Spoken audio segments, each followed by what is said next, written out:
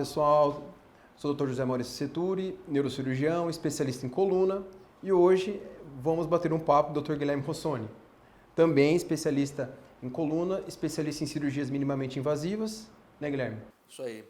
Obrigado, agradecer pelo convite aqui, todos. Sou o Dr. Guilherme Rossoni, neurocirurgião, trabalho junto com o Dr. Zé Maurício também, fazemos algumas cirurgias em conjunto, né? Especialista no tratamento de doenças da coluna, cérebro, dor crônica. Viemos aqui para compartilhar com vocês um pouquinho do nosso conhecimento e nossa rotina do dia a dia. Nesse bate-papo a gente vai passar algumas informações que são talvez de suma importância para a população em geral. E não esqueça de compartilhar o vídeo, porque às vezes a sua dúvida pode estar esclarecendo outras dúvidas de outras pessoas, né, Guilherme? Exatamente. Então a gente vai começar por um tema muito comum, né, Guilherme? Assim, que é a maior incidência no consultório, que é dor, né? Dor na coluna lombar. Dentre esses fatores, quais os mais comuns que você vem evidenciando no consultório? É importante falar desse tema porque, assim, 80% da população mundial, segundo os estudos mais recentes da OMS, né, vai ter problema na coluna, tem ou já teve, em algum momento da vida, algum tipo de dor na coluna, cervical, torácica, lombar. E dentro do consultório do neurocirurgião ou do ortopedista de coluna, é uma das queixas mais frequentes, né? A famosa cervicalgia, a famosa lombalgia, né? As causas mais comuns, a principal de todas elas são os distúrbios musculares, musculoesqueléticos, estiramento muscular, lesão de ligamento, pelos microtraumas repetitivos, algumas pancadas que a gente faz no nosso dia a dia, alguns abusos, aquelas famosas travadas, né? E existem outras doenças também que são muito comuns, artrose na coluna, hérnia de disco, bico de papagaio, escoliose. Temos doenças mais raras, né, como os deslizamentos de vértebras, que a gente chama de espondilistese, tumores na coluna, infecções na coluna, entre outras causas. É legal esse tópico, porque às vezes o paciente chega no consultório e fala assim, doutor, por que eu tenho esse problema? Por que deu esse problema? Assim, dentre esses fatores, igual você mencionou, tem um fator assim também que conta muito, constitucional, hereditariedade. Exatamente. Tem pacientes que têm história familiar positiva, pai, mãe, irmão com doença na coluna e tem uma herança, uma carga genética para estar associada a esse envelhecimento, às vezes precoce, associado a fatores externos, tipo sedentarismo, falta de atividade física, má postura, que tudo isso vem se somando. Tabagismo, osteoporose, tem vários outros fatores. Você tem uma predisposição genética e você é submetido a maior número de exposição desses fatores de risco, quanto mais fatores de risco você for exposto, maior a chance de se desenvolver algum problema na coluna. Sim. E é importante você falar, né, assim, doutor, tabagismo e dor na coluna está muito associado, né, assim, excesso de radical livre, estresse oxidativo, está muito associado à lombalgia crônica, à dor. Porque às vezes você pega um paciente com uma ressonância normal, né, você submete ele ao exame, por que eu estou com dor? E às vezes a ressonância é normal, né? Então tem outras causas externas que estão se somando nesse dia a dia cotidiano do paciente para o paciente evoluir com dor crônica, né? Guilherme, queria te fazer uma pergunta.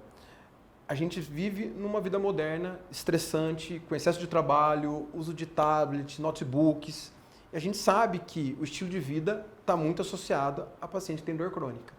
Eu queria que você falasse um pouco o que sedentarismo e o estilo de vida pode estar associado à dor lombar, dor mecânica lombar. Um dos principais fatores de risco depois da hereditariedade, né, é o sedentarismo e o sobrepeso, a obesidade. Normalmente os dois tópicos andam juntos, né? Mas mais importante que a obesidade é o próprio sedentarismo. O sedentarismo ele leva a uma atrofia muscular, a flacidez muscular, principalmente dos grupos de músculos que protegem a coluna, né? Aqui na região lombar a gente chama isso de músculos do core, do núcleo ou eixo de gravidade da coluna. São músculos que formam uma espécie de cinturão. Os músculos abdominais, os paravertebrais lombares, quadril, glúteo. E à medida que esses músculos vão sendo lipossubstituídos, sendo substituídos por gordura, vão sofrendo um processo de atrofia, eles não conseguem mais absorver o impacto do nosso dia a dia. E esse impacto vai sendo transmitido diretamente para a coluna. Então isso vai aumentando, vai acelerando o processo de desgaste das vértebras, dos discos, dos ligamentos. E em relação a atividades de cotidiano, assim, a má postura, o trabalho de home office, até atividades mesmo domésticas em casa, no nosso correria do dia a dia, acabam forçando, a gente acaba não percebendo isso no dia a dia. Então, assim, trabalhar muito tempo sentado, você sobrecarrega toda a sua região lombar, toda a sua região sacral. A posição sentada ela traz muito mais prejuízo para a gente do que a posição em pé, ereta. E outra coisa, você hoje, né, com o avanço da modernidade, tecnologia, a gente é muito, né, apegado a celular, tablet, iPhone, né, tá sempre aqui dando uma olhadinha. Em casa mesmo, quando você fica sentado vendo uma televisão, num sofá, vendo uma série, um filme, você fica numa postura totalmente inadequada ou olhando muito para cima para a televisão. E isso vai modificando o eixo de equilíbrio da sua coluna. Então, você, às vezes, numa hiperflexão, uma hiperextensão do pescoço e mesma coisa na região lombar, você começa a sobrecarregar alguns elementos que não estão acostumados. Então, começa a sobrecarregar as articulações da coluna, começa a sobrecarregar o disco, isso vai acelerando a degeneração. Assim, aproveitando esse gancho, às vezes o paciente chega no consultório, doutor, tô com dor crônica, tô com dor lombar. A gente pede o exame, né? A gente faz a elucidação de diagnóstico, exame de imagem, ressonância, tomografias quando a gente julgar necessário. E o paciente chega com o exame debaixo do braço, né? E fala, doutor, agora eu quero um tratamento, né? E sempre, tudo na vida, a gente quer atalho, né? Todo mundo quer o mais fácil. Doutor, eu quero um remédio para curar, eu quero uma cirurgia para resolver. Então, assim, e muito do que a gente trabalha, um dos principais tratamentos, né? Que ninguém imagina, a gente sempre foca em tratamentos conservadores quando possíveis, né? Que é melhorar a qualidade de vida, que emagrecer, fortalecer a musculatura, sentar melhor, alongar quando possível, que só com essas medidas conservadoras, a maioria dos pacientes melhoram, né? Então, assim, às vezes essa refratariedade dos pacientes estarem aderindo a tratamentos que geram os pacientes com dor remanescentes e assim por diante, não é isso? Exatamente. Os estudos mostram que 95% dos pacientes com problema de coluna, quando submetidos ao tratamento conservador, ou seja, o tratamento não cirúrgico, vão melhorar, né? Grande questão é, o paciente quer melhorar ou não? A imensa maioria desse tratamento conservador depende única e exclusivamente do paciente. Cabe a gente, como médico, né, como dentro de todo o conhecimento, orientar, né, as principais modalidades, as terapias que são importantes, como você me falou, perda de peso, atividade física regular, as terapias de fortalecimento, físio, RPG, pilates, musculação, mas eu não estou lá na casa do paciente para pegar ele na mãozinha e levar ele para a sessão de fisioterapia, para levar para a academia todo dia.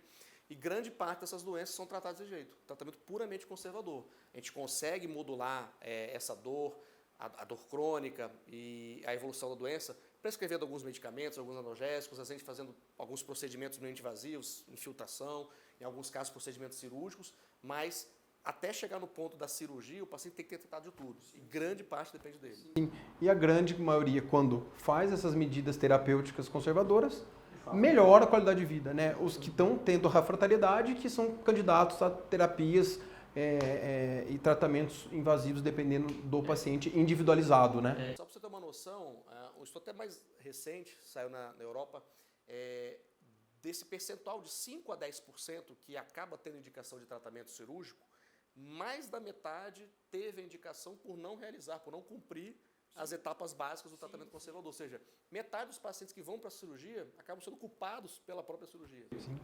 Guilherme, a gente vai falar de um tema agora legal, né, que muitos pacientes perguntam, doutor, e cirurgia minimamente invasiva? Eu quero saber sobre os avanços tecnológicos da medicina moderna hoje, que a gente atua, né, que a gente pode trazer para os pacientes tecnologia, bem-estar e segurança.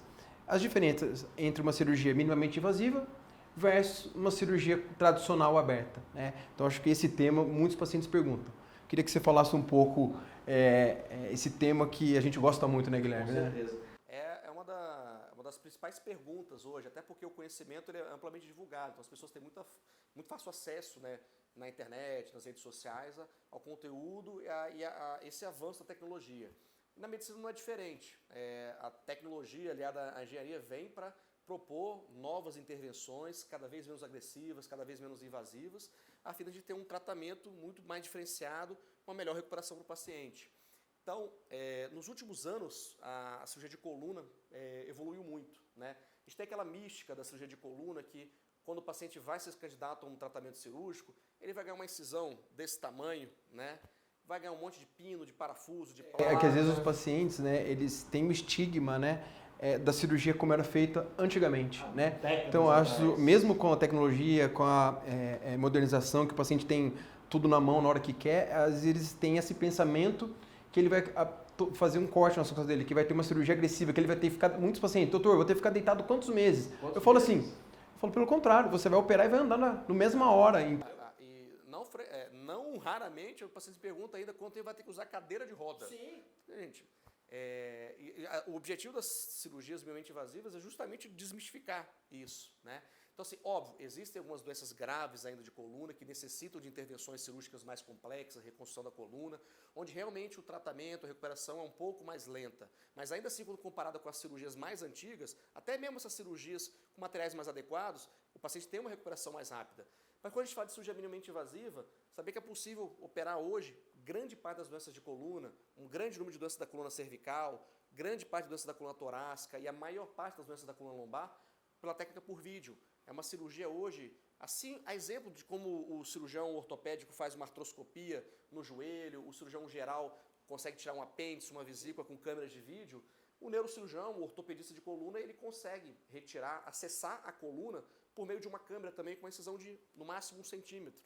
E aí, com algumas pinças acopladas, consegue lá acessar, remover a hérnia, descomprimir o nervo, permitindo, inclusive, o paciente ter alta no mesmo dia.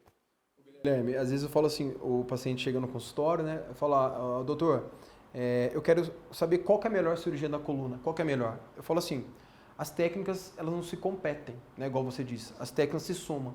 Para determinado caso, para determinada gravidade, para determinada patologia, tal técnica tem uma superioridade em detrimento da outra. Quando possível, a gente sempre opta por técnicas menos agressivas, que tem o principal objetivo, recuperação mais rápida. Número 2, baixo índice de infecção. Número 3, sangramento desprezíveis. Número 4, rapidez na recuperação. Número 5, mínima agressão aos tecidos. Né?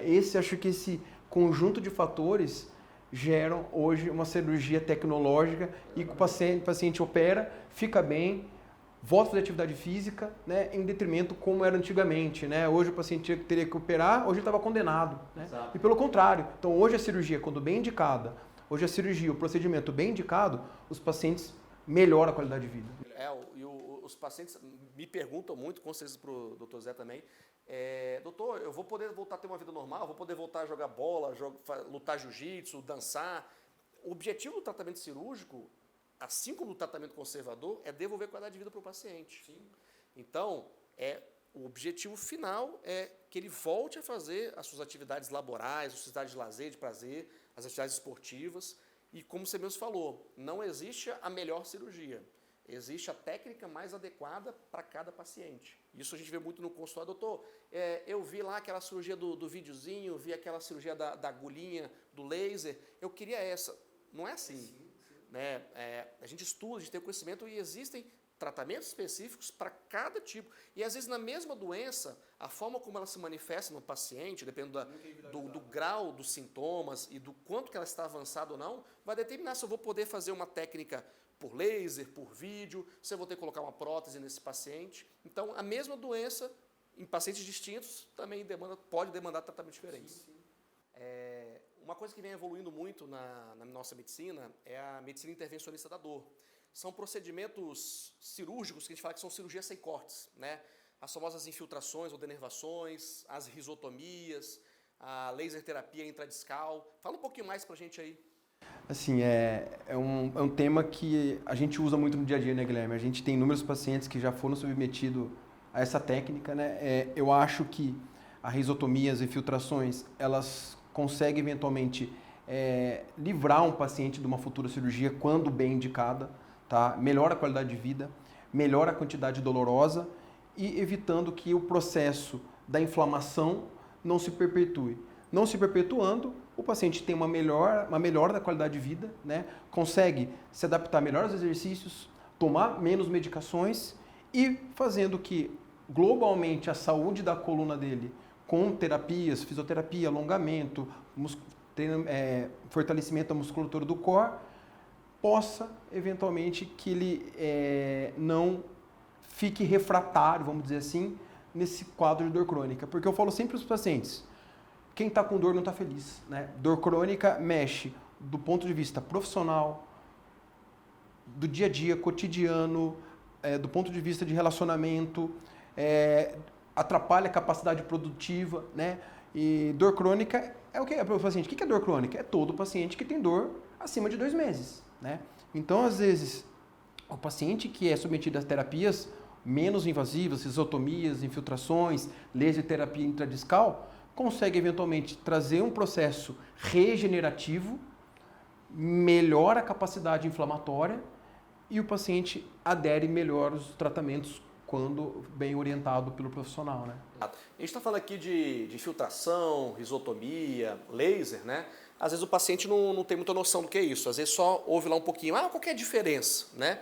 Então assim, infiltração, basicamente injeção de remédios extremamente potentes, em média 50, 100 vezes mais potente que os comprimidos que a gente toma por via oral, diretamente no foco da inflamação, nas áreas de artrose, em cima da hérnia, nas vértebras que estão com edema. A risotomia é uma técnica semelhante à infiltração, também por meio de agulha, só que ao invés de injetar remédio, nesses mesmos alvos que responderam anteriormente à infiltração com os remédios, a gente vai lá e cauteriza essas terminações nervosas. Então a gente impede a transmissão do impulso nervoso para o cérebro para que a gente tome a ciência da dor, né? E o laser, né, também é uma agulha que tem uma ponta com laser que faz lesão em estruturas específicas, principalmente dentro do disco, para queimar a terminação nervosa do disco e fazer com que ele pare de doer, né? São procedimentos aí que ajudam, em muitos casos, como você falou, a progressão ou a retardar a doença na coluna. E em muitos casos a gente consegue evitar intervenções cirúrgicas, até intervenções cirúrgicas maiores, né? Dentre eles, né, a radiofrequência, né, também é um tipo de uma infiltração, mas é uma chamada infiltração térmica, né? A gente, através de calor, a gente faz termomodulação da parte sensitiva, inflamatória da coluna, e muitos pacientes se beneficiam do quadro doloroso quando bem indicado tal técnica. Eu gosto muito de frisar que eu falo que ter dor na coluna não significa ter problema na coluna, né? Às vezes você pega um paciente que tem uma coluna péssima, né, com ressonâncias com múltiplas degenerações e não sente nada. E também tem o inverso, né? Tem paciente que sente tudo e a coluna é normal, né, Guilherme? Então, assim, eu acho que cada paciente, né, ele tem que ser individualizado. Cada paciente tem uma percepção dolorosa para determinada patologia, né? A dor é uma experiência subjetiva sensorial, né? E ela leva em conta não só aspectos anatômicos, a estrutura, o osso, a medula, o disco. Ela leva em conta também experiências anteriores que essa pessoa teve, envolve aspectos biopsicossociais, experiências traumatizantes, um nível de estresse. Então tem pessoas que são mais sensíveis à dor. Então isso justifica, em grande parte dos casos, às vezes a pessoa tem lá uma coluna com pouca ou nenhuma alteração e sentindo um quadro doloroso absurdo. E, da mesma forma, também a dor para outras pessoas ela é subvalorizada. Então, a pessoa tem uma coluna catastrófica e não sente nada, né? E, assim, ter alteração na coluna é outro dado importante, né? Quando a gente pega, assim, jovens de 20 a 50 anos e a gente submete eles a exames de rastreio, de ressonância, 70% deles vão ter hérnia de disco, bico de papagaio, artrose e não sentem nada. Que faz parte do envelhecimento fisiológico, é o preço que a gente paga por ser bípede. Sim, esse envelhecimento faz parte. Tem o envelhecimento dos órgãos, o envelhecimento do colágeno da nossa pele. E se a coluna tivesse um envelhecimento externo, a gente veria esse efeito de envelhecimento. Então, assim, muitos pacientes apresentam alterações na ressonância, mas não apresentam doença, né, Guilherme? Exatamente. Guilherme, vamos lá, continuando a nossa conversa que tá boa. Eu queria que você falasse um pouco, né, para a pessoa que está vendo a gente do outro lado, assim, o paciente que é submetido a uma intervenção na coluna, seja um procedimento cirúrgico, minimamente invasivo, independente de qual forma, como é que é a recuperação pós-operatória? É rápida? Demora para voltar? Assim, queria que você falasse um pouco da sua experiência no dia a dia e no cotidiano, já que você assim, tem um número grande de pacientes que fazem bastante tratamentos desse tipo. É importante frisar, né?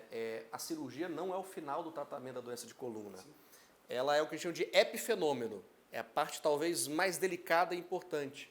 Mas se a partir da cirurgia você não toma algumas medidas, né, de reabilitação física, de fortalecimento, de prevenção, tudo aquilo vai ruir.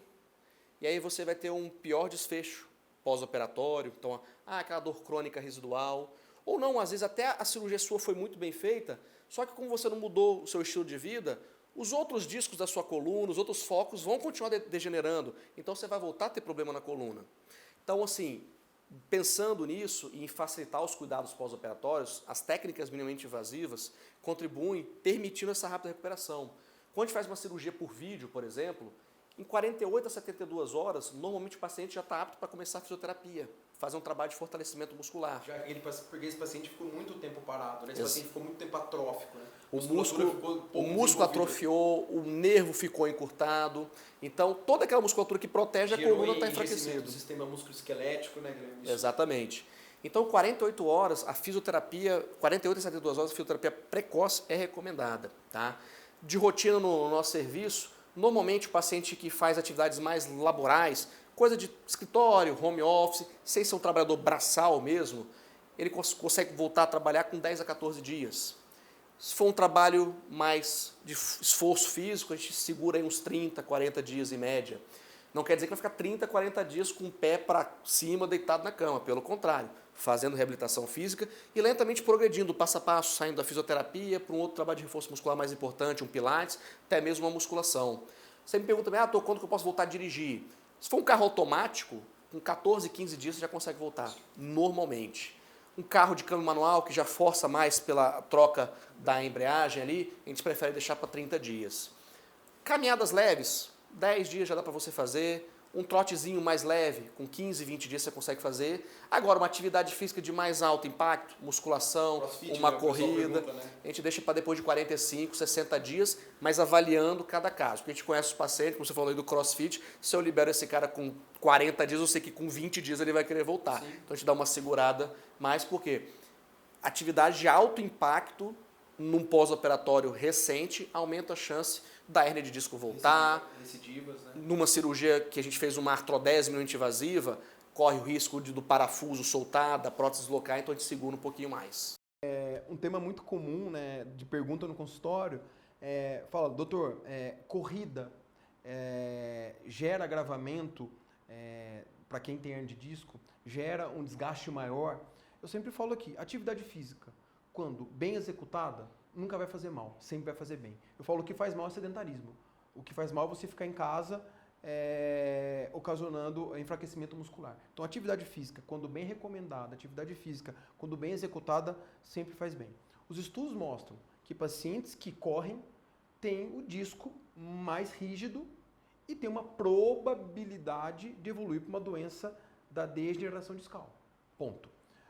Porém, pacientes que fazem volume excessivo de treino, isso que começa a correr 10, 15 km por dia, eles são pacientes que têm um estresse articular maior, né, Guilherme? Então, esse paciente que está fazendo um volume de treino de corrida maior, ele está mais suscetível a pacientes que não estão fazendo isso, né, Guilherme? Então, assim, depende de cada paciente, né? Depende da predisposição. Às vezes, pacientes que fizeram grande volume de treino, tipo corrida, tem um quadro inflamatório discal, né? Outros não. Então, assim, eu falo que sempre com orientação, sempre com bom senso, exercício físico nunca vai fazer mal. Não é isso, Guilherme? Exatamente. E estudos recentes apontam, inclusive, o quê? O tempo médio suficiente para você já ter um ganho de massa muscular para proteger e para prevenir ou retardar doenças da coluna. O último estudo mostrou aí, atividade física, musculação, aeróbica e anaeróbica, voltada 150 minutos a 180 minutos semanais, ou seja, 3 treininhos aí de 50 a 60 minutos já são mais do que suficientes para você conseguir ajudar. Não vamos falar de eliminar, zerar o risco, mas reduzir muito a probabilidade de você desenvolver doença na coluna. Eu gosto muito de responder uma pergunta. Falo, doutor, qual que é o melhor exercício? Eu falo, o que você gosta, né? Porque às vezes o que eu gosto não é o que você gosta. Se você orientar uma atividade que o paciente não gosta, a adesão dele é zero, né? O paciente não vai fazer nada. Então eu falo, que exercício que você acha que você mais se completa? Talvez seja o melhor exercício para a coluna. Então, corrida, dependendo do caso, natação, hidroginástica, hidroterapia, fortalecimento da musculatura do corpo, fisioterapia específica, pilates, RPG, dentre essa gama de especialidades que mexe com o sistema musculoesquelético, eu falo, você tem que gostar do que você está fazendo. Se você vai para uma atividade que você não gosta, primeiro, não vai te fazer bem. Segundo, você não vai aderir. Terceiro, o resultado vai ser zero. Né, Guilherme? Ô, Guilherme, e aproveitando o tema, né, muito perguntado, quais as medicações mais comuns que a gente passa no nosso cotidiano, no dia a dia nosso de consultório? Número 2, doutor, compressa fria ou quente, isso ajuda ou não? E terceiro, doutor, existe uma forma correta de dormir? E também se tem um colchão apropriado para determinado paciente? Eu gostaria que você Bom, falasse um pouco aí do... paciente com dor, né, sempre vai demandar algum remédio, alguma coisa imediata que alivie a dor naquele momento, né? Tem que ter entendimento que aquela dor ali é sinal de que tem uma coisa errada no organismo. Os medicamentos que a gente vai utilizar vão auxiliar no processo para acabar com aquela fase inflamatória, para permitir o paciente a voltar a se mover, né, sair do ostracismo, do sedentarismo, para que ele consiga fazer essa terapia de reabilitação. Nesse sentido, a gente lança a mão de analgésicos e anti-inflamatórios, quando a dor é muito forte, de opioides, e é muito comum também no paciente que tem dor crônica, a gente prescrever uma classe de medicamentos que são conhecidos como neurolépticos, né? E aí, dentro desses neurolépticos, são remédios de controle especial, a gente usa uma série de antidepressivos. E muitas vezes o paciente toma um susto, né? Doutor, mas você está passando aqui um remédio para depressão, né? Então é comum o médico da dor, o neurocirurgião, o ortopedista prescrever pregabalina, amitriptilina, duloxetina, gabapentina. E eu sempre falo, nunca leia a bula dos remédios. Confie no seu médico. Afinal, você escolheu ele para te tratar. Você vai ver lá que esses remédios são usados realmente para tratar ansiedade, transtorno obsessivo compulsivo, esquizofrenia, tem uns que usam para tratar enxaqueca, epilepsia, crise convulsiva. Eles tomam muito susto e os pacientes adoram ler bula de remédio. Falam, não leia bula. Você vai lá embaixo, utilizado para tratar dor crônica. Esses remédios são adjuvantes por quê? Porque eles vão modular no cérebro e nos neurônios a sua percepção de dor, vão fazer com que você sinta menos dor. Vai melhorar o seu humor, até porque o paciente com dor crônica, 80% tem alguma alteração do humor, depressão ou transtorno de ansiedade. Então, faz parte do tratamento a gente usar analgésico, anti-inflamatório, para casos de dor crônica a gente usar esses neurolépticos por período limitado, para que o fator de base, a doença de base, seja corrigida. Caso não haja resposta com esses medicamentos, com as terapias de reabilitação, aí sim a gente vai pensar em algum tipo de intervenção cirúrgica. Mas o remédio muitas vezes vai só mascarar. Às vezes o paciente só se apega, né, no uso do medicamento. Estou tomando remedinho, estou ficando sem dor, está ótimo. Mas nisso ele o remédio não está tratando nada, né? O remédio não trata nada, né? Ele trata a consequência. O remédio ele vai permitir tratar a sua dor, que está te incapacitando a realizar o tratamento de impacto, que é a reabilitação física, o fortalecimento muscular, você começar a se mexer para perder peso, você também tentar evitar o tabagismo, que são fatores de risco para doença da coluna. É um catalisador do processo, né? Ele acelera a reabilitação, ele não trata nada diretamente. Compressa, quente ou fria? Bom, até hoje os estudos têm uma evidência científica muito fraca para apontar a positividade de qual que é superior ao outro. Na prática, a gente vê os pacientes usando os dois. E a gente recomenda o que se adapta melhor, o que é mais fácil na sua logística do dia a dia. O recomendado é utilizar isso na fase aguda mesmo, do mesmo efeito quando você está usando os medicamentos. Não é para tratar a causa, é para tratar a dor. A compressa quente relaxa a musculatura, permite que o sangue chegue com maior fluidez dentro do músculo, lava as substâncias inflamatórias que estão ali, entendeu? O gelo, ele reduz o edema, melhora a mobilidade. O ideal é que você faça isso nessa fase aguda, de lombalgia, de dor nas costas, ou de cervicalgia, 2 a 3 vezes por dia ali, uma sessãozinha de 15, 20 minutos. Sempre a causa, né, Guilherme? E sempre procurando ajuda de especialista. Identificar a causa, com certeza. Colchão. Posição de dormir, qual que é a certa, tem uma maneira correta, e se o colchão interfere nas estruturas da coluna, se um colchão de má qualidade pode interferir de alguma forma nas doenças da coluna. Muitos pacientes perguntam isso no consultório e a maioria não sabe. Essa é uma informação que eu sempre procuro dar. Nos colchões, quando você vai comprar, existe uma tabelinha do Inmetro, que é a tabelinha de densidade, que calcula a densidade boa, média, para o seu biotipo, baseado no seu peso e na sua altura. Tá? Então, a maioria dos pacientes calculam isso, tem a tabelinha lá, aí você vai ver D28, D35, D40. O ideal é que seja um colchão de densidade média mesmo. Normalmente a D40 vai servir para a maior parte dos pacientes, até porque a maior parte dos pacientes com problema de coluna são mais cheinhos. Tá? Os colchões de mola são muito bons para pacientes que dormem de lado, porque aí é mais confortável você encaixar o ombro e o quadril. mas normalmente é recomendado o colchão ortopédico, que é aquela de espuma intercalada com madeira. Mas mais importante, lógico, um colchão de má qualidade, muito mole, você modifica o equilíbrio da sua coluna, aumenta a lordose, torce o pescoço. E um colchão muito duro, você fica com musculatura contraída e não consegue relaxar durante a noite. Então a densidade é muito importante. Mas mais do que isso, a forma, a posição que você adota durante o sono tem um impacto ainda mais positivo. Qual que é a posição ideal para a gente dormir?